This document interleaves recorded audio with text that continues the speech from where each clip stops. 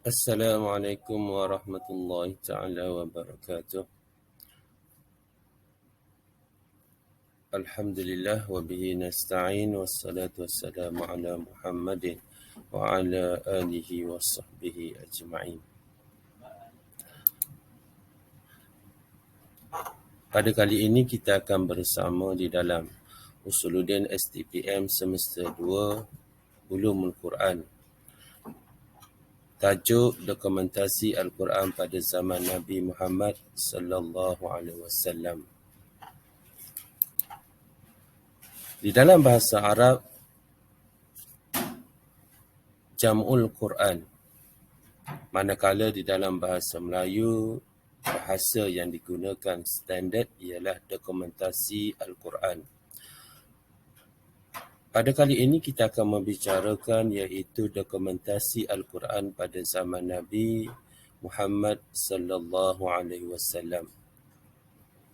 Al-Quran pada zaman Nabi Muhammad sallallahu alaihi wasallam apabila diwahyukan kepada Nabi sallallahu alaihi wasallam melalui malaikat Jibril alaihissalam, setiap kali sahaja ayat dan juga wahyu Al-Quran itu diturunkan, maka pertama Rasulullah sallallahu alaihi wasallam menyuruh para sahabat radhiyallahu anhu untuk menghafaz ayat-ayat tersebut sebagaimana baginda sendiri menghafaznya.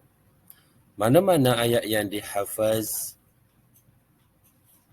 maka Rasulullah sallallahu alaihi wasallam menyuruh para sahabat menulisnya pada batu-batu, kulit-kulit, binatang, pelepah-pelepah tamar dan apa saja yang dapat digunakan bagi menulis. Bagi mengelakkan kesamaran antara Al-Quran dan hadis serta pelajaran-pelajaran yang mereka dengar daripada mulut Rasulullah sallallahu alaihi wasallam, maka baginda sallallahu alaihi wasallam membuat peraturan bahawa yang perlu ditulis hanya Al-Quran. Selain daripada Al-Quran tidak boleh ditulis. Dengan hafalan dan juga tulisan ini, Rasulullah sallallahu alaihi wasallam mampu menjaga Al-Quran supaya tidak hilang daripada sebutan ummah Islam. Dan pada zaman ini, yakni pada zaman Rasulullah sallallahu alaihi wasallam, ada beberapa orang sahabat yang diberi tugas mencatat dan menulis Al-Quran bagi pihak Rasulullah sallallahu alaihi wasallam. Antara penulis-penulis wahyu yang terkenal adalah Sayyidina Ali bin Abi Talib, Sayyidina Uthman bin Affan, Sayyidina Abu Bakar, Sayyidina Umar, Sayyidina Ubay bin Ka'ab, Sayyidina Zaid bin Thabit dan juga Sayyidina Muawiyah bin Abu Sufyan. Tidak hanya sekadar cukup para sahabat ini menulis, Rasulullah sallallahu alaihi wasallam juga selalu mengambil berat dan menyemak hafalan para sahabat. Rasulullah mahu para sahabat mengucapkan kalimah-kalimah Al-Quran dengan penuh cermat dan berhati-hati seperti yang diucapkan oleh Jibril alaihissalam. Bacaan Rasulullah sallallahu alaihi wasallam juga selalu disemak oleh Jibril alaihissalam secara lengkap pada setiap tahun, khususnya pada bulan Ramadan. Lantaran itu dikatakan bahawa Rasulullah sallallahu alaihi wasallam paling bersikap dermawan pada bulan Ramadan kerana kerap kali menemui Jibril alaihissalam.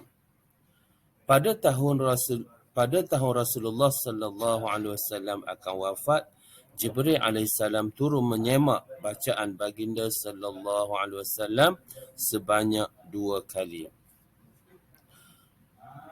Berdasarkan kepada bentuk penjagaan yang Rasulullah sallallahu alaihi wasallam tekankan kepada para sahabat semasa zaman Rasulullah sallallahu alaihi wasallam, iaitu melalui hafazan dan juga tulisan, maka ini membuktikan dan menjelaskan kepada kita penjagaan dan pemeliharaan Al-Quran itu bermula pada zaman Rasulullah sallallahu alaihi wasallam lagi.